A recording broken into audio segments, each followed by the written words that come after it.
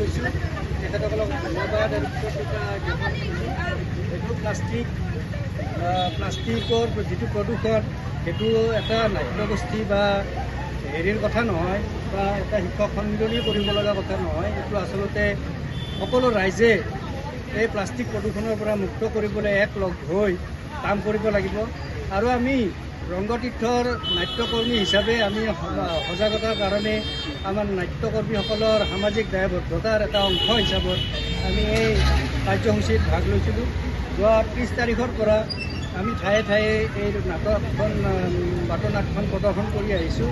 আজি তেখেতসকলক মই এই চেগতে আমাক এই ঠাই টুকুৰা দিয়াৰ বাবে আমাৰ এই উদ্দেশ্য সফল কৰাত তেখেতসকলৰ সহযোগিতাৰ বাবে ধন্যবাদ আৰু কৃতজ্ঞতা জ্ঞাপন কৰি সামৰিছোঁ। আজি 5 জুন বিশ্ব পৰিৱেশ দিৱস। এই উপলক্ষে আমি ৰংগতীৰ্থ নলবাৰীয়ে এখন পৰিৱেশৰ সজাগতামূলক এখন বাটনাট প্ৰস্তুত কৰিছিলোঁ। আজি আমাক ইয়াত চামতাত পশ্চিম নলবাৰী প্ৰাথমিক শিক্ষক সন্মিলনীৰ উদ্যোগত আমি এই চামতাত এই চকটোতে এই নাটখন আমি প্ৰদৰ্শন কৰিলোঁ। নাটখনৰ উদ্দেশ্য হ'ল প্লাষ্টিক প্ৰদূষণৰ পৰা এই সমগ্ৰ বিশ্বক মুক্ত কৰা। তাৰ বাবে আমি জনসাধাৰণৰ মাজত এটা সজাগতা সৃষ্টিৰ বাবে যি প্ৰয়াস লৈছিলোঁ তাত আমাক এই শিক্ষক সন্মিলনে যিটো সহায় কৰিলে তেখেতসকলক ধন্যবাদ আৰু কৃতজ্ঞতা জ্ঞাপন কৰিছোঁ। ধন্যবাদ। এই হিচাপতে আমি ৰংগতীৰ্থ নলবাৰীক ধন্যবাদ জ্ঞাপন কৰিছোঁ। তেখেতসকলে এই বিশ্বৰ যিটো মহামাৰী সদৃশ প্লাষ্টিকৰ ওপৰত যিখন নাটক কৰি আমাৰ ৰাইজক দেখুৱালে, এই মহৎ উদ্দেশ্যটোক আমি আগত ৰাখি আমি পশ্চিম নলবাৰী প্ৰাথমিক শিক্ষক সমিতিয়ে তেওঁলোকক আমন্ত্ৰণ জনাই চামতা বালিপথাৰৰ এই চকত আমি অঞ্চলৰ শিক্ষক ছাত্ৰসকলক আগত এই নাটকখন পৰিৱেশন কৰি আমি বহু উপকৃত হ'ব বুলি ভাবিয়ে ইয়াত আমি পৰিৱেশনৰ সিদ্ধান্ত গ্ৰহণ কৰিলোঁ। এই ক্ষেত্ৰত আমি ভগৱানৰ গাঁৱৰীয়াক আকৌ এবাৰ ধন্যবাদ জ্ঞাপন কৰিলোঁ। এইটোৱে আমি এতিয়া মানুহক কৈ পেলাই আমি এইটো হেৰি কৰিব নোৱাৰোঁ। এতিয়া নিজে সজাগ হ'ব লাগিব। এইটো আমি মহামাৰী সদৃশ যিটো মই ক'লে আমি নাটকখন আমি দেখিলোঁ যিহেতু গোটেই বিশ্বব্যাপী এইটো হৈছে, এইটো আমি বন্ধ কৰিব লাগিব। ইয়াক আমি নিজে লাহে লাহে কমাই আনিলে এইটো নিৰ্মূল হ'ব বুলি আমি ধাৰণা কৰিব পাৰোঁ। এইখিনি পৰিৱেশ দিৱস 5 জুন। এইবাৰ আমাৰ বিশ্ব পৰিৱেশ দিৱসৰ মূল শ্লোগানটো আছিলে এনেকুৱা যে প্লাষ্টিক আৰু পলিথিন সমূলি নিৰ্মূল হ'ব লাগে। এইটো আছিলে আৰু বিশ্বত মানে প্ৰদূষণমুক্ত হ'ব লাগে। এইটো আমাৰ পশ্চিম নলবাৰী প্ৰাথমিক শিক্ষা খণ্ডৰ অন্তৰ্গত 34 নং পূব ধৰ্মপুৰ মণ্ডল সমল কেন্দ্ৰৰ অধীনৰ 547 নং হাফপুৰ নিম্ন বুনিয়াদী বিদ্যালয়ত আজি বিশ্ব পৰিৱেশ দিৱস উদযাপন কৰা হয়।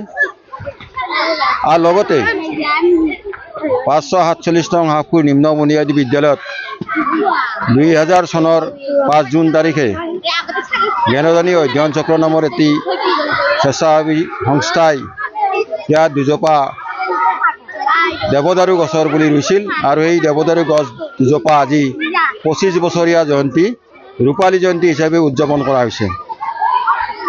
জ্ঞানদানী অধ্যয়ন চক্ৰৰ সহযোগত 547 নং হাফপুৰ নিম্ন বুনিয়াদী বিদ্যালয়ৰ উদ্যোগত আজি এই বিদ্যালয়ত এই গছ দুজোপাৰ ৰূপালী জয়ন্তী উৎসৱ পালন কৰা হয়। এই গছ দুজোপাক আমাৰ জ্ঞানদানী অধ্যয়ন চক্ৰৰ সদস্য তথা নলবাৰী সংস্কৃত মহাবিদ্যালয়ৰ জ্যেষ্ঠ অধ্যাপক ডক্টৰ জয়ন্ত শৰ্মা শাস্ত্ৰী তেখেতে ইয়াত বন্তি প্ৰজ্বলন কৰে। আনজোপা গছত বন্তি প্ৰজ্বলন কৰে এই বিদ্যালয়ৰে অৱসৰপ্ৰাপ্ত প্ৰধান শিক্ষক ৰাজ্যিক বঁটাপ্ৰাপ্ত কৃতি শিক্ষক মাননীয় নগেন্দ্ৰনাথ শৰ্মাদেৱে। গছত মাল্যাৰ্পণ কৰা হয় আৰু গছত ফুলাম গামোচাৰে গছজোপাক সম্বৰ্ধনা জনোৱা হয়।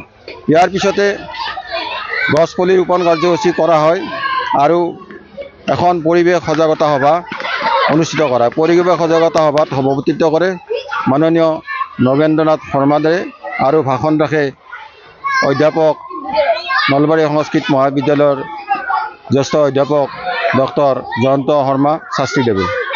ইয়াত আমি এই বিদ্যালয়খনত এতিয়া কৰ্মৰত শিক্ষক হিচাপে আমি 2000 চনত আমাৰ জ্ঞানদানী অধ্যয়ন চক্ৰটোৰ জৰিয়তে আমি এই বিদ্যালয়খনত এই দেৱদাৰু গছ দুজোপা ৰুইছিলোঁ আৰু এই দেৱদাৰু গছ দুজোপা আজি 25 বছৰ হ'ল। 25 বছৰৰ এই ৰূপালী জয়ন্তী উদযাপন আমি যিহেতু সেই সময়ত আমি জ্ঞানদানী অধ্যয়ন চক্ৰৰ সদস্য আছিলোঁ আৰু আমি বিশেষকৈ আমি মোৰ নিজৰ তত্ত্বাৱধানত আমাৰ ফৰেষ্ট ডিপাৰ্টমেণ্টৰ ছ'চিয়েল ফৰেষ্ট ডিপাৰ্টমেণ্টৰ এগৰাকী আমাৰ বিট অফিচাৰ সেই সময়ৰ ৰঞ্জু বৈশ্যকো মাতি আনিছিলোঁ, আনি এই বিদ্যালয়খনতে এই গছ দুজোপা ৰুইছিলোঁ আৰু আজি এই গছ দুজোপাৰ ৰূপালী জয়ন্তী বৰ্ষ আমি পালন কৰিলোঁ, ৰূপালী জয়ন্তী উদযাপন কৰিলোঁ। সেইকাৰণে আমি এই বিদ্যালয়খনকো ধন্যবাদ দিছোঁ আৰু কালক্ৰমত আহি আমি এই বিদ্যালয়খনৰো শিক্ষক হৈছোঁ। গতিকে আজি এই এটা ব্যতিক্ৰমধৰ্মী আমি এই বিদ্যালয়খনে ব্যতিক্ৰমধৰ্মীভাৱে আমি এই আজি বিশ্ব পৰিৱেশ দিৱস উদযাপন কৰিছোঁ। গছৰ আমি ৰূপালী জয়ন্তী উদযাপন কৰিছোঁ। এই গছ দুজোপাই যাতে আৰু 100 বছৰ হওক, আমি শতবৰ্ষ যাতে আমি আমাৰ কালত কৰিব নোৱাৰিলেও আমি ছাত্ৰ ছাত্ৰীক এটা বাৰ্তা দিলোঁ যাতে তেওঁলোকে এই গছক মৰম কৰে। 50 বছৰীয়া জয়ন্তী পাতে যাতে সোণালী জয়ন্তী আৰু 100 বছৰীয়া জয়ন্তী যাতে পাতে তেওঁলোকৰ ভৱিষ্যত প্ৰজন্ম, এই এটা বাৰ্তা দিছোঁ। আৰু গছক আমি মানুহৰ বা অনুষ্ঠানৰ সোণালী জয়ন্তী, ৰূপালী জয়ন্তী, হীৰক জয়ন্তী, প্লেটিনাম জয়ন্তী, শতবৰ্ষ পালন কৰোঁ, কিন্তু গছৰ এই ৰূপালী জয়ন্তী আমি এই প্ৰথম আৰম্ভ কৰিছোঁ আমাৰ এই বিদ্যালয়ৰ পৰা। গতিকে আমি গছক ভাল পোৱাৰ এটা নিদৰ্শন কৰিছোঁ আৰু সকলোৱে যাতে গছক নিজে গছ ৰুই যাতে ৰূপালী জয়ন্তী পালন কৰিব পাৰে, সোণালী জয়ন্তী পালন কৰিব, শতবৰ্ষ পালন কৰিব, তাৰ কাৰণে আহ্বান জনাই আৰু এখন প্লাষ্টিক মুক্ত, পলিথিন মুক্ত সমাজ গঢ়ে, যাতে প্ৰদূষণমুক্ত এখন সমাজ গঢ়ে, তাৰ এটা আহ্বান ৰাখি আমি আজিৰ এই বিশ্ব পৰিৱেশ দিৱস উদযাপন কৰিছোঁ। ধন্যবাদ। যিকোনো খবৰৰ বাবে যোগাযোগ কৰক 7099017330 লগতে 7099017110 নম্বৰত।